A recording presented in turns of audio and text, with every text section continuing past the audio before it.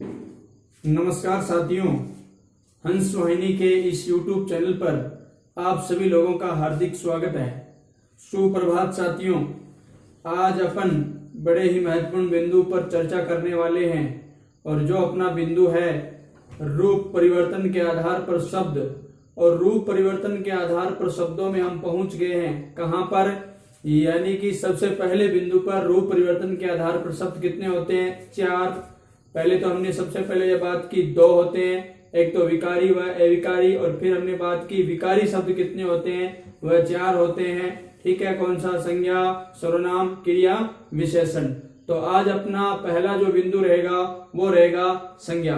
तो साथियों, एक चीज आप लोगों को ध्यान देनी है कि जब भी अपन बात करेंगे कि संज्ञा क्या होती है, तो आज हम इससे कुछ हटकर बात करेंगे। लगातार निरंतर जो बातें हम छठी कक्षा से करते आ रहे हैं उनमें कुछ आप लोगों को बदलाव देखने को मिलेगा, क्योंकि आधुनिक जो एग्जाम की विधि है, परीक्षा की जो तरीका है, उसमें हमें बहुत ज्यादा शब्दों को याद करना पड़ता है और कहीं कोई सीमित होता नहीं है सिलेबस। नाम दे दिया जाता है कि संज्ञा, और उसमें असीमित सिलेबस से आ जाते हैं। तो उन सभी को एक साथ हम कैसे पढ़ सकते हैं? अब हमारे पास ये तो है नहीं कि हम उनमें फिक्स एक परिभाषा याद कर ली और परिभाषा याद करके लिख दिया और 2 उदाहरण लिख दिया, काम हो गया, खत्म। ऐसा नहीं होने वाला है। तो अब आज अपन संज्ञा के बारे में बेहतर तरीके से पढ़ने की कोशिश करेंगे। तो चलिए शुरू करते हैं अपन संज्ञा के इस बिंदु को। तो आज अपने विकारी शब्दों में पहला शब्द है और इस शब्द का नाम क्या है? संज्ञा। विकारी शब्दों में पहला शब्द है और ये क्या है? संज्ञा। ये क्या हो गया? संज्ञा शब्द। अब अपन बात करेंगे संज्ञा क्या है इसके ऊपर। तो एक बात मैं आप लोगों को पहले ही बता देना चाहता हूं कि जब भी अपन संज्ञा की बात करेंगे तो ये चीज आप लोगों को पहले सोचनी पड़ेगी, यानी पहले हमें इन चीजों के बारे में पूरी तरह से समझ लेना है। ठीक है, देखो मैं इसकी परिभाषा बताऊं उससे पहले मुझे आप लोगों को कुछ ऐसी चीजें बतानी होगी, उससे आप समझ जाओगे। देखो, बात अपन करते हैं कि ये जो अपना पूरा का पूरा भूमंडल है, यानी पूरा का पूरा ब्रह्मांड है ना, पूरे ब्रह्मांड में यानी संपूर्ण ब्रह्मांड में वह चीजें यानी वह वस्तु जो हमें दिखाई देती है या हमें दिखाई नहीं देती, जिसका हम क्या कर सकते हैं? अनुभव कर सकते हैं साथियों, उसे ही क्या कहते हैं? यानी उन सभी का हम कोई एक नाम देते हैं, उन सभी नामों को क्या कहते हैं? संज्ञा कहते हैं।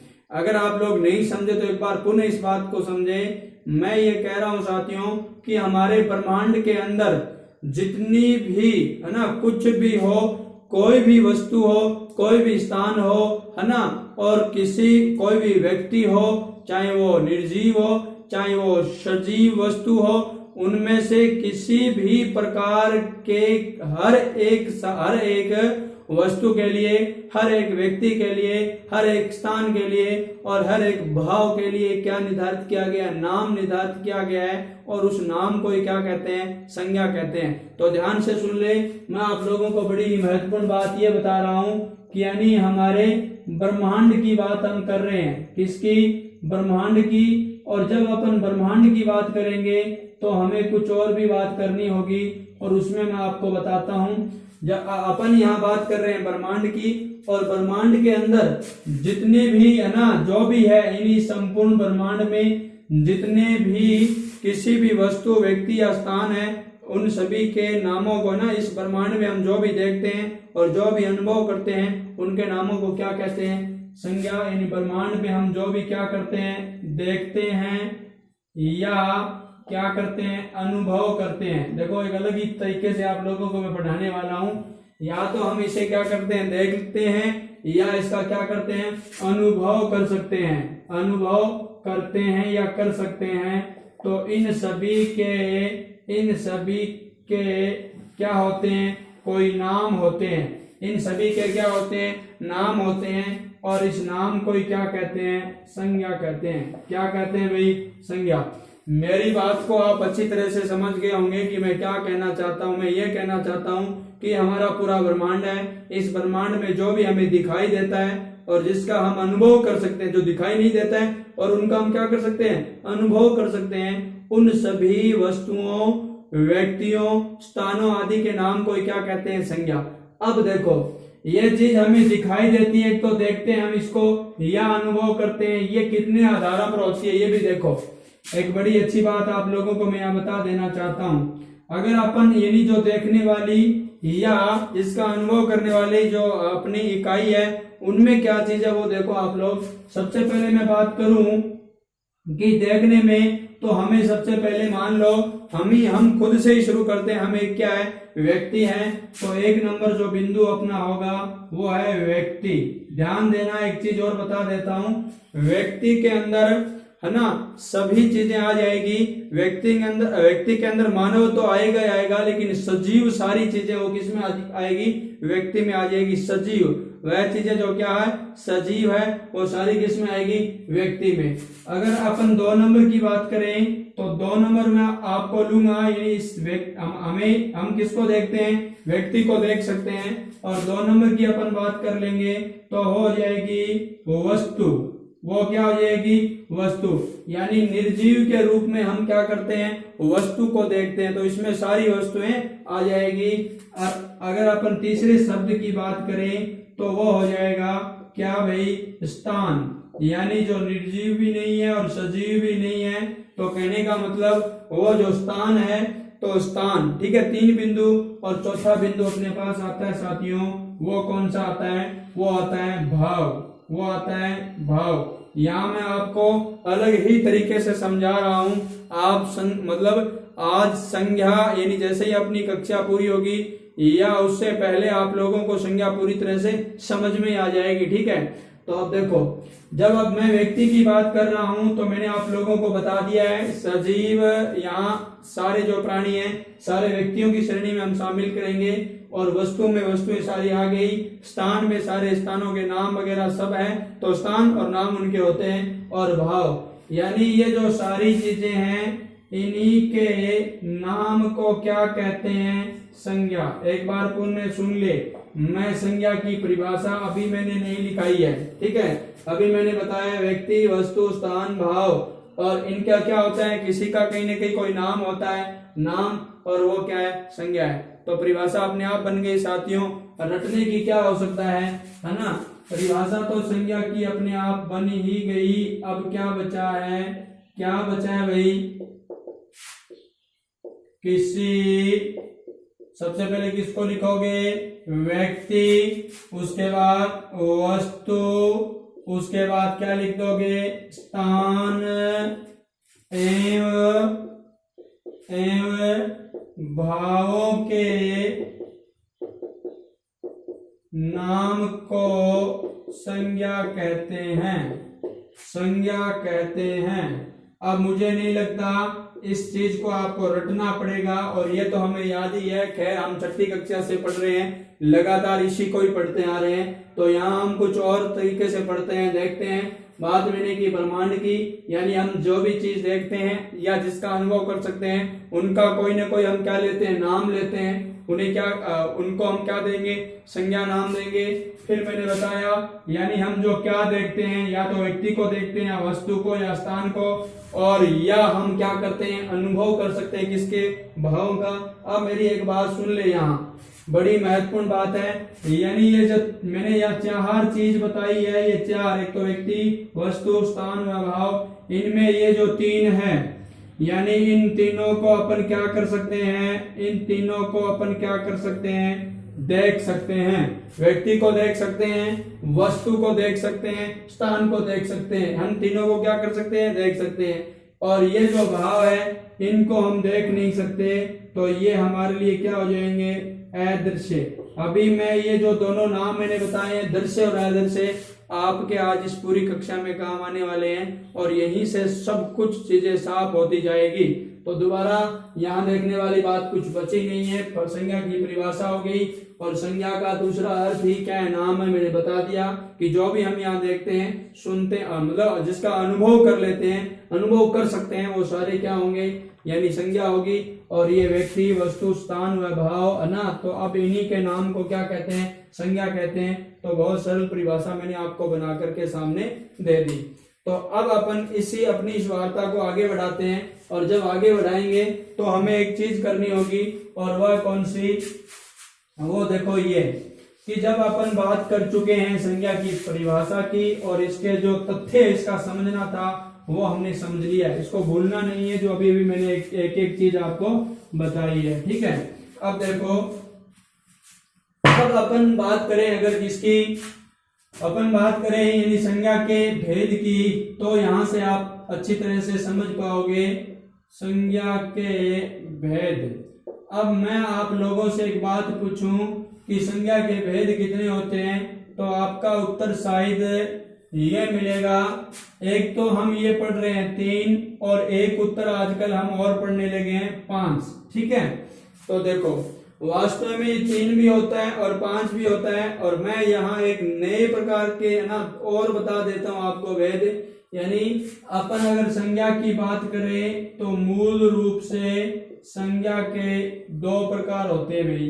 अभी मैं आप लोगों को ये नहीं कह रहा हूं कि अगर आपकी परीक्षा में प्रश्न आए, आपसे ये पूछ ले संज्ञा के कितने भेद होते हैं, और आपके वहां विकल्प के तौर पर अगर 2 आता है तो आपको हल करना है, ऐसा कभी भी नहीं करना। लेकिन मैं आप लोगों को तथ्य समझाने के लिए बात बता रहा हूं, इसको आप सुन ले ध्यान से।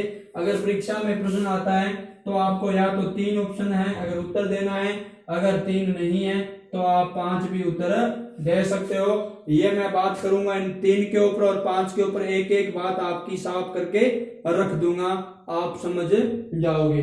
अब सबसे पहले मैंने आपको बताया कि मूलतः संज्ञा के कितने प्रकार होते हैं, 2 प्रकार साथियों, और ये 2 प्रकार कौन कौन से होते हैं इसको आप थोड़ा सा समझ लोगे। अगर बात करें संज्ञा के पहले प्रकार की, तो वो जो प्रकार है वो है यथार्थवादी। ध्यान से सुन ले भाई, यथार्थवादी। अब आपने इस प्रकार की चीज को कभी नहीं सुना है तो आपको थोड़ी समस्या भी आ सकती है। यथार्थवादी या वाचक, ठीक है, वाचक लिख सकते हो आप लोग, यथार्थवाचक। देखो यहां मैंने संज्ञा का एक प्रकार बताया आपको, यथार्थवाचक है, और एक होता है भाववाचक। भाववाचक ध्यान से सुन ले, बहुत महत्वपूर्ण चीज है। एक मैंने आपको बताया यथार्थवाचक, एक होता है भाववाचक। इन 2 में फर्क क्या है, पहले हम यहाँ से अपन इसको आगे बढ़ाते हैं कक्षा को, और आप लोगों को पता चलता जाएगा। जब भी अपन यथार्थवाचक की बात करेंगे तो यथार्थवाचक में क्या होगा, एक तो मैं आप लोगों को चीज बता रहा हूं, इसका नाम एक और भी है, इसे वास्तविक भी कहते हैं, वास्तविक संज्ञा शब्द कहते हैं। और एक इसके लिए नाम लिया जाता है वो है मूर्त।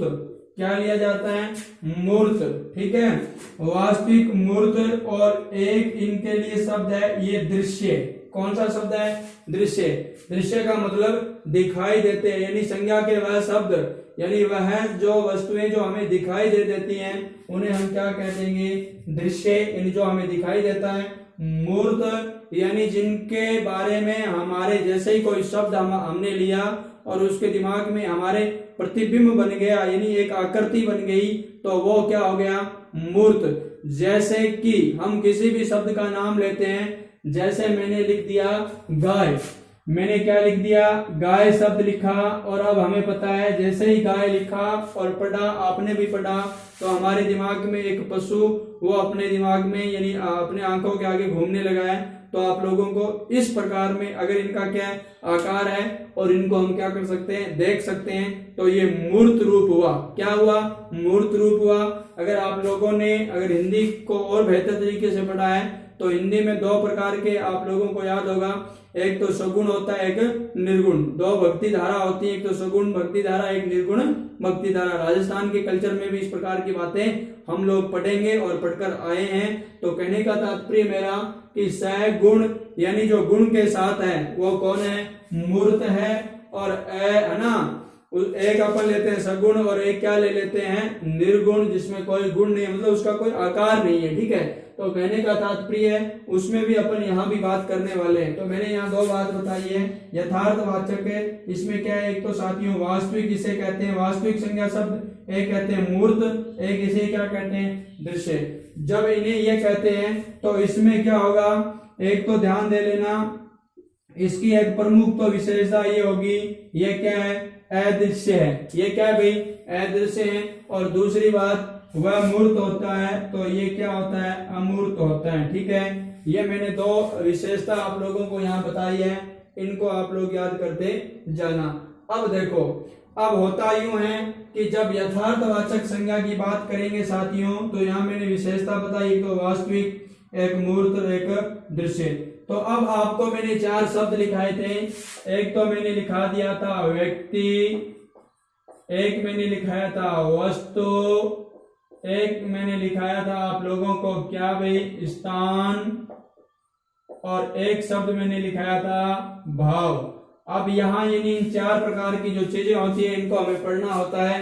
तो उसमें देख लेना, एक तो हम यहाँ व्यक्ति इसमें लेते हैं। यहाँ पर मैं आप लोगों को संज्ञा के प्रकार ही इसके साथ ही बता रहा हूँ, समझ लेना। यथार्थवाचक में संज्ञा के कौन कौन से भेद आते हैं मित्रों, देख लेना आप लोग। तो पहली बात अपन करेंगे व्यक्तिवाचक की। किसकी, व्यक्तिवाचक। एक तो इसका ये भाग हुआ, और एक इसका जो दूसरा भाग हुआ वो है जातिवाचक। ध्यान से सुन ले भाई, एक तो है जातिवाचक और एक है व्यक्तिवाचक। और जब अपन बात करेंगे एक और की, तो वो भी ध्यान से सुन ले, यानी दृश्य, वो क्या क्या दिखाई देता है वो भी अपन बात करते हैं। तो इसमें भी एक चीज और महत्वपूर्ण है, एक हम पढ़ते हैं द्रव्यवाचक। द्रव्यवाचक, ध्यान से सुन ले, द्रव्यवाचक है। और एक चीज हम और पढ़ते हैं, वो है समुदायवाचक। समुदायवाचक या समूहवाचक। तो ये मैंने आप लोगों को 4 नाम बताए हैं साथियों। कितने नाम बताए हैं, 4। यथार्थवाचक संज्ञा में ये इसकी पहचान क्या होती है, वास्तविक होती है, मूर्त होती है, दृश्य होती है। ठीक है, और मैंने 4 बताए थे, एक तो क्या व्यक्तिवाचक, एक क्या जातिवाचक, एक क्या द्रव्यवाचक, और एक क्या समुदायवाचक। कहने का तात्पर्य मैंने आपको 4 बता दिए। ठीक है, और 4 तो ये अपने हुए। ठीक है, और अब एक अपने पास है अदृश्य और अमूर्त। ये तो नाम से ही पता चल रहा है, इसी के नाम पर है खुद के ही। कौन सी है, भाववाचक। कौन सी है, भाववाचक। ठीक है, तो ये 5वीं भेद हुई। तो मित्रों, अब देखो, मैं आप लोगों के एक प्रश्न का उत्तर दे चुका हूं। एक तो मैंने ये सामान्य तौर पर ना मूल रूप से 2 प्रकार बताए, यथार्थवाचक और भाववाचक। कभी भी परीक्षाओं में नहीं आएंगे, नहीं आपको उत्तर देना है, समझने के लिए बताया था कि यथार्थवाचक होता है, उसको वास्तविक और मूर्त और दृश्य ना अपन क्या कहते हैं, संज्ञा। और इसमें क्या आता है, एक तो व्यक्तिवाचक, एक जातिवाचक, एक क्या आता है, द्रव्यवाचक, एक समुदायवाचक। ठीक है, तो 4 ये भाग हो गए साथियों। जब अपन आजकल हिंदी में है ना ऐसा पढ़ने लगे हैं कि संज्ञा के कितने भेद होते हैं, 5 भेद होते हैं। कई बार परीक्षाओं में ऑप्शन भी पूछ लिया जाता है, तो आपको ध्यान देना है 5 कौन कौन से। एक तो होता है व्यक्तिवाचक, एक जातिवाचक, एक द्रव्यवाचक, एक समुदायवाचक, और एक अपना कौन सा, भाववाचक। तो ये आपका 5 उत्तर है, वो इस आधार पर होता है। ठीक है, अब अपन इस 3 वाले की बात करेंगे। तो देखो, अभी अपन 3 वाले की पुष्टि करते हैं। मित्रों ध्यान दे, जब अपन बात करेंगे व्यक्तिवाचक की, दोबारा लेते हैं किसी चीज को, सिरे से ही पढ़ना है हमें, रटना नहीं है। रटाना मेरा कोई उद्देश्य नहीं है, रट कर हम बावले तो पहले से ही हो गए हैं। तो कहने का तात्पर्य है, हमें कुछ ऐसा बिंदु मिले, उन बिंदुओं की ना मतलब पढ़ करके हम जल्दी से अपने लक्ष्य की ओर अग्रसर हो, सही रास्ते पर अग्रसर हो। तो देखो, व्यक्तिवाचक की अपन बात करेंगे, तो हमें पता है इसमें व्यक्तियों के नाम के बारे में क्या होगी, चर्चा होगी। जातिवाचक में अपन बात करेंगे, इनके वर्ग समूह की बात होगी। और देखो, द्रव्यवाचक में ध्यान देना, आप एक बात मैं आप लोगों को बता देता हूं, यहाँ पर पदार्थों के नाम हैं, वो इसमें आएंगे, पदार्थों के नाम, है ना। इसमें जैसे आप लोगों को पता होगा, पदार्थों के नाम जब हम पढ़ते हैं, तो इसमें सोना है, चांदी है, ठीक है, ठोस, द्रव्य, और तीनों जो तरल पदार्थ है, उनमें से किसी का भी नाम हो सकता है, जैसे है ना, जल भी उसी में आ जाता है। तो ये थोड़ा सा ध्यान दे लेना। मैंने आपको बताया पदार्थों के नाम किसमें शामिल किए जाएंगे, द्रव्यवाचक में शामिल किए जाएंगे। सोना, चांदी आदि धातुएं भी इसी में आएगी। तो अब देखो, एक तो मैंने ये बताया, अब अपने पास कौन सा बचा, चौथा बचा। तो ध्यान देना, इसमें क्या आएगा, इसमें भी वर्ग है ना, समूह है, ये इसमें आएगा वर्ग व समूह है। ठीक है, जब वर्ग व समूह का बोध कराने वाले शब्द इसमें आएंगे, जैसे मैं उदाहरण के तौर पर मैंने लिख दिया भीड़ लिख दिया, क्या लिख दिया, भीड़ लिख दिया, गुच्छा लिख दिया, ठीक है, भीड़, गुच्छा, मंडली, ठीक है, मंडली, मंडल, ठीक है। तो ये शब्द मैंने आप लोगों को लिख के दिखाया है। तो कहने का मतलब इस प्रकार के शब्द आते हैं, जैसे सेना है ना, तो ये समूह है ना, समूह का क्या करवाते हैं, बोध करवाते हैं ये शब्द। और ये शब्द किस में आते हैं, ये अपने समुदाय वाचक में आते हैं साथियों, किस में आते हैं, समुदाय वाचक में। अब मैं आपको एक बात बताता हूं कि ये जो शब्द है द्रव्यवाचक, ये पदार्थों का बोध करवाते हैं, और ये समुदायवाचक शब्द वर्ग अना समूह या अना वर्ग समूह का बोध करवाते हैं। और इसमें क्या है, भीड़ है, गुच्छा है, मंडली है, इसमें क्या है, सोना है, चांदी है, जो भी द्रव्य पदार्थ है वो सारा आने वाला है इसमें। किसमें आने वाला है, इसमें मटेरियल नाउन आप लोग पढ़ते होंगे, कहां पर, इंग्लिश में। ठीक है, तो ये ध्यान रख लेना, सोना चांदी इत्यादि धातुएं है ना, पानी भी इसमें आता है। तो अब मैंने आप लोगों को दो बात बताई है मित्रों। बाद में क्या हुआ कि ये जो दो भाग है, कौन कौन से अपने, एक तो कौन कौन से भाई, एक तो हमने ये बात की किसकी, द्रव्यवाचक की, और एक अपने बात की किसकी, समुदायवाचक की। साथियों ये दोनों भाग ध्यान से सुन ले, अब जो मैं बात बता रहा हूं बहुत महत्वपूर्ण है, इतनी महत्वपूर्ण है कि यहां से प्रश्न आते ही है। इन दोनों भागों को शामिल किया गया है किसमें, जातिवाचक में। ध्यान देना, द्रव्यवाचक व समुदायवाचक इन दोनों भागों को क्या मान लिया गया है, जातिवाचक संज्ञा मान लिया गया है। तो अब हमारे पास ध्यान से सुन ले, ये दोनों भाग किसमें समाहित कर दिए गए, जातिवाचक में। तो अब बताओ हमारे पास संज्ञा के कितने भेद बचे साथियों, कितने भेद बचे, एक तो हमारा व्यक्तिवाचक संज्ञा बच गया, एक हमारा क्या बचा, जातिवाचक, ये दोनों इसमें हमने शामिल कर लिए। और अब अपना एक तीसरा कौन सा बचा, भाववाचक। तो अब आप लोग बताओ मुझे, संज्ञा के कितने भेद होते हैं, 3। संज्ञा के कितने भेद होते हैं, 3 ही भेद होते हैं संज्ञा के। और इन दोनों को क्या कर लिया गया है, व्यक्तिवाचक और जातिवाचक मान लिया गया है। आगे बात करेंगे साथियों, प्रश्न के विकल्प के आधार पर हमें उत्तर देने पड़ते हैं। विकल्प में किस प्रकार बात पूछी गई है, अगर वहां पर विकल्प अपन उसके अनुसार पढ़ेंगे। विकल्प कोई द्रव्यवाचक का है, विकल्प में द्रव्यवाचक ऑप्शन पहले से है तो हमें उसे चुनना है, अगर वो नहीं है तो ऐसी स्थिति में हम जातिवाचक का क्या करेंगे, चुनाव करेंगे। अगर दोनों का कहीं विकल्प रहता है तो ए व बी वाला ऑप्शन यानी क और ख दोनों वाला ऑप्शन पर हम विचार कर सकते हैं। ये आधुनिक एग्जाम का पैटर्न है, हमें उसी के अनुरूप पढ़ना है और उसी के रूप में हमें हल करना है। अब देखो मैंने यहाँ पर आपको बड़ी महत्वपूर्ण बातें बताई, एक बार मैं पुनः बता देता हूँ। यानी संज्ञा के भेद की हमने बात की, सामान्यतः 2 प्रकार की, यथार्थवाचक, भाववाचक और वास्तविक मूर्त व दृश्य। मैंने आपको बताया ये मूर्त भी होता है, दृश्य भी दिखाई देता है। और उसमें व्यक्तिवाचक, जातिवाचक, द्रव्यवाचक और समुदायवाचक हमने बात की। इधर भाववाचक में अदृश्य या अमूर्त, यानी इनके जैसे हम कोई सोचते हैं इनके बारे में। देखो मैं एक शब्द बताता हूँ, इनके बारे में कोई सोचते हैं तो हमारे दिमाग में कोई क्या नहीं, संरचना नहीं बनती, नहीं कोई आकार बनता। जैसे इसका कोई शब्द ले लिया मैंने, जैसे प्रेम ले लिया मैंने, क्या ले लिया, प्रेम, है ना, प्रेम हो गया, करुणा हो गया, द्वेष हो गया, ईर्ष्या हो गया, बुढ़ापा हो गया, जवानी हो गया, इत्यादि इत्यादि जो सारे शब्द है, मधुरता हो गया, ठीक है ना, दान कहने का मतलब दानवता हो गया, ठीक है। इस प्रकार की जो सारे शब्द हैं वो आने वाले हैं किसमें, इसमें भाववाचक में। तो अब देखो प्रेम शब्द हमने काम लिया है, आज तक हमने कभी प्रेम को नहीं देखा। अगर वास्तव में ये प्रेम किसी व्यक्ति का नाम है तो वो अलग बात है, लेकिन ये प्रेम मैं भाव की बात कर रहा हूँ और इसको हमने कभी नहीं देखा, उसको केवल अनुभव किया जा सकता है। तो ध्यान दे, कोई आकृति भी नहीं बन रही है कि प्रेम की ऐसी कोई आकृति होती है क्या, ऐसा स्वरूप होता है क्या, है ना, कोई उसकी लंबाई चौड़ाई कोई किसी प्रकार की कोई बात बनी नहीं रही है। छोटा होता है या बड़ा होता है क्या, सूक्ष्म होता है या अपन कह सकते हैं इसे, है ना, तो लघु होता है या जो भी है। मतलब कहने का मेरा तात्पर्य सीधा सीधा इसकी कोई संरचना हमारे दिमाग में नहीं बन रही है, इसलिए क्या अदृश्य है और इसे इन्हें क्या कहते हैं, भाववाचक कहते हैं। तो यहीं से सब कुछ हो रहा है, ये तीनों दृश्य हैं और ये क्या है, अदृश्य है। ठीक है, अब अपन इससे अपनी कहानी को थोड़ा और आगे ले जाते हैं। देखो, अब हम अंततः यानी कि हम आखिरकार पहुंच गए हैं एक ऐसे निष्कर्ष पर कि संज्ञा के कितने भेद होते हैं, वो आप लोग मुझे बता दोगे, क्योंकि अभी तक हमने यही तो पढ़ा है। अब हम एक ऐसे अच्छे निष्कर्ष पर पहुंच गए हैं कि संज्ञा के कितने भेद होते हैं। तो संज्ञा के भेद होते हैं कितने भाई, 3। संज्ञा के भेद, संज्ञा के कितने भेद, 3 भेद। कौन कौन से भाई बताइएगा आप लोग मुझे। एक भेद तो अपना है सबसे पहले व्यक्तिवाचक, कौन सा है, व्यक्तिवाचक संज्ञा।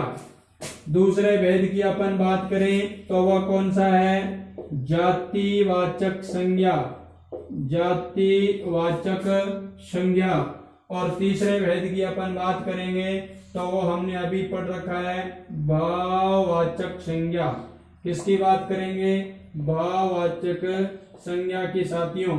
इस प्रकार पढ़ने वाले हैं आप लोगों को, मतलब रटने का तो सवाल ही पैदा नहीं होता और वैसे ही समझ में आ जाएगा। अपनी इस वार्ता में आप लोगों को समझ में आ जाना है। तो हमने सबसे पहले व्यक्तिवाचक की बात की है, उसके बाद जातिवाचक की बात की है, उसके बाद भाववाचक संज्ञा की बात की है। अब मुझे आप लोग बताओगे, अभी मैंने आपको बताया है, क्या ये व्यक्तिवाचक संज्ञा है वो दृश्य है या अदृश्य है, बताइएगा साथियों। ये व्यक्तिवाचक संज्ञा दृश्य है या अदृश्य है, हमें पता है, हम व्यक्तियों को क्या कर सकते हैं, देख सकते हैं। इसी प्रकार ये जो जातिवाचक शब्द है उन्हें भी अपन क्या कर सकते हैं, देख सकते हैं। अभी अपन बात करेंगे, मैंने आप लोगों को सामान्य पहचान बताई है कि इस जातिवाचक में हमने कई शब्दों को, है ना, कई शब्दों को समाहित किया था। जैसे कि हमने बात की समूह से संबंधित थी, तो अपन उस समूह को भी देख सकते हैं। इसी प्रकार हमने बात की थी किसकी, अपने बात की थी यानी कोई द्रव्य पदार्थों की, तो उनको भी हम क्या कर सकते हैं, देख सकते हैं। तो ये तो दृश्य है और ये भी क्या है, दृश्य है। तो ये क्या है भाई, अदृश्य। ये बात आपको पहले समझनी चाहिए, ठीक है। फिर अपन इससे आगे बढ़ेंगे। जब ये चीज आपको समझ में आ रही है तो अब मुझे नहीं लगता कहीं दिक्कत आपको आने वाली है, ठीक है। ये व्यक्तिवाचक भाग है, व्यक्तिवाचक और जातिवाचक दोनों क्या है, दृश्य है। इन्हें हम क्या कर सकते हैं, देख सकते हैं। और भाववाचक को हम केवल क्या कर सकते हैं, अनुभव कर सकते हैं, महसूस कर सकते हैं। अब देखो, अब इसमें मैं आपको कुछ ऐसी पहचान बताने जा रहा हूं। अगर अपन बात करें इन व्यक्तिवाचक और इनकी मतलब इनके क्या परिभाषा की, तो हमारे पास वही शब्द तैयार है। सबसे पहले तो क्या था हमारे पास, व्यक्ति। ध्यान दे, ये शब्द बहुत महत्वपूर्ण है। दूसरा शब्द क्या था, व्यक्ति के बाद वस्तु। तीसरा शब्द क्या था, स्थान। और चौथा शब्द क्या था, भाव। चौथा शब्द क्या था, भाव। यहीं से हमने शुरू किया था और यहीं पर हम खत्म भी कर देंगे। व्यक्ति, वस्तु, स्थान व भाव। ध्यान दे, व्यक्ति, वस्तु व स्थान। अब वो यहां आ जाएंगे, व्यक्ति, वस्तु एवं स्थान।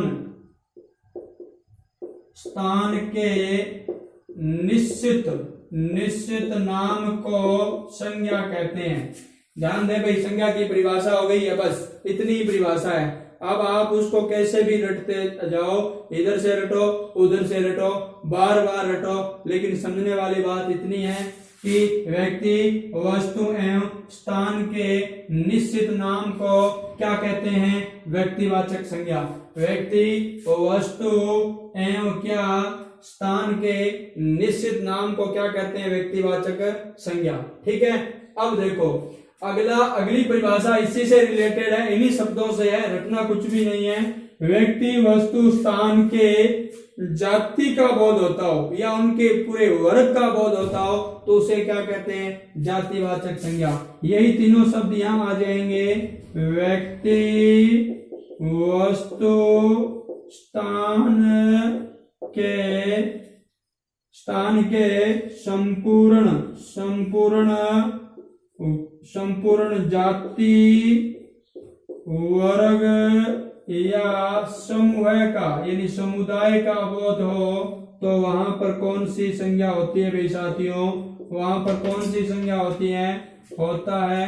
तो वहां पर कौन सी संज्ञा होती है? यानी अपनी संज्ञा, जिसका नाम है जातिवाचक संज्ञा।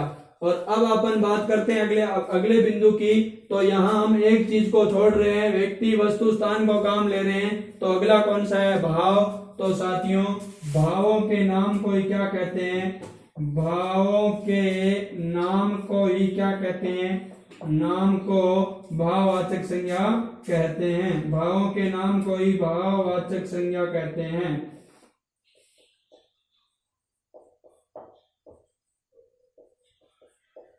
भावों के नाम को ही भाववाचक संज्ञा कहते हैं। तो इस चीज से आप लोग इनकी परिभाषा भी पढ़ रहे हो और साथ साथ में इसके प्रत्येक तथ्य भी पढ़ रहे हो। अब मैं आप लोगों को एक अच्छी सी बात ये बताना चाहता हूं कि अगर हम लोग बात करें व्यक्तिवाचक संज्ञा की, तो मैंने आपको बताया ये दृश्य होते हैं। व्यक्ति वस्तु में स्थान के निश्चित नाम को क्या कहते हैं? व्यक्तिवाचक संज्ञा कहते हैं। जातिवाचक में मैंने बताया कि व्यक्ति वस्तु स्थान के संपूर्ण जाति वर्ग या समुदाय का जो बोध कराता है, बोध होता है, उसे क्या कहते हैं? जातिवाचक संज्ञा। और भाववाचक में भावों के नाम को ही क्या कहते हैं? भाववाचक संज्ञा कहते हैं। अगर ये बात आप लोगों की समझ में आ गई है तो ये इनकी परिभाषाएं हो गई है। अपने बिंदुओं के आधार पर परिभाषा पढ़ रहे हैं। अब मैं आप लोगों को एक चीज और बता देता हूं। अगर अपन इससे संबंधित महत्वपूर्ण बात करें कि जब अपन व्यक्तिवाचक संज्ञा की बात करें, तो यहाँ मैं एक पहचान का आपको तरीका बता देता हूँ। व्यक्तिवाचक जो संज्ञा होती हैं, ये सदैव क्या होती हैं? एक वचन होती हैं। बहुत महत्वपूर्ण बात मैंने आपको बताई है। व्यक्तिवाचक संज्ञा शब्द सदैव क्या होता है? एक वचन होता है। और ये जो शब्द है ये बहुवचन होता है ना। मतलब जातिवाचक क्या होता है? बहुवचन होता है। अगर बहुवचन नहीं होता तो इसे बहुवचन बनाया जा सकता है। यानी ऐसा शब्द या तो बहुवचन होता है या बहुवचन बनाया जा सकता है।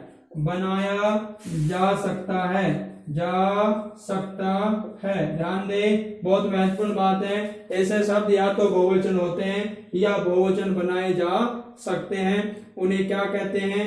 उन्हें क्या कहते हैं भाई? जातिवाचक संज्ञा शब्द कहते हैं।